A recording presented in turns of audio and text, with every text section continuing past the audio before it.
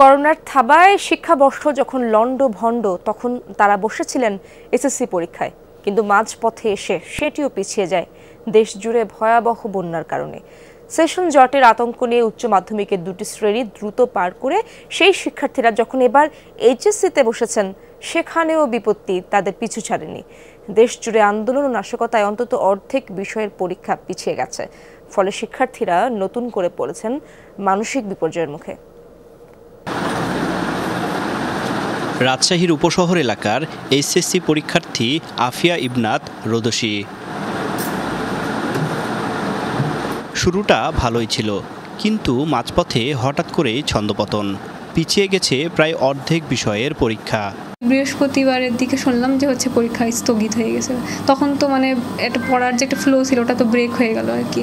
করোনায় লন্ডভন্ড শিক্ষাবর্ষগুলোতে হাবুডাবু খেয়ে নির্ধারিত সময়ের চেয়ে প্রায় 2 মাস পিছিয়ে 2022 সালে এই শিক্ষার্থীরা বসেছিলেন মাধ্যমিক পরীক্ষায়।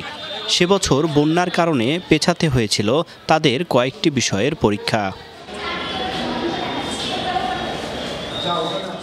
2022 সালে যারা মাধ্যমিক পাশ করেছিলেন তারা এখন উচ্চ মাধ্যমিক পরীক্ষা দিচ্ছেন। 30 জুন থেকে পরীক্ষা শুরু হয়। পরবর্তীতে কোটা সংক্রান্ত আন্দোলন ভিন্ন দিকে মোড় নিলে 21 থেকে 25 জুলাই মোট 4টি বিষয়ের পরীক্ষা স্থগিত করা হয়। 28 জুলাইয়ের পরীক্ষা নির্ধারিত সূচিতে অনুষ্ঠিত হবে কিনা তা নির্ভর করছে দেশের সার্বিক পরিস্থিতির ওপর। এ অবস্থায় মানসিকভাবে ক্ষতিগ্রস্ত হচ্ছেন শিক্ষার্থীরা। সময় থাকলে হবে পড়া শেষ, কিন্তু সময় যদি কমে আসে তাহলে পড়তে পারবে না। পড়া কীভাবে পড়বে? এই গণ্ডগোলের যে সময়টা গ্যাপ হলো, ধরো এটা কি আর হবে? ওটা পূরণ হবে? ওটা তো হবে না।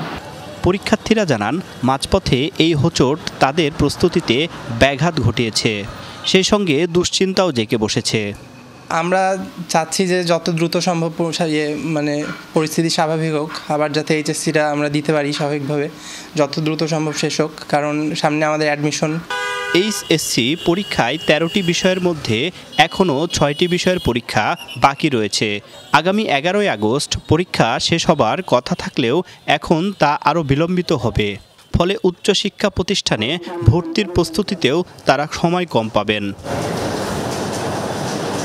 তারিক মাহমুদ, যমুনা নিউজ, রাজশাহী।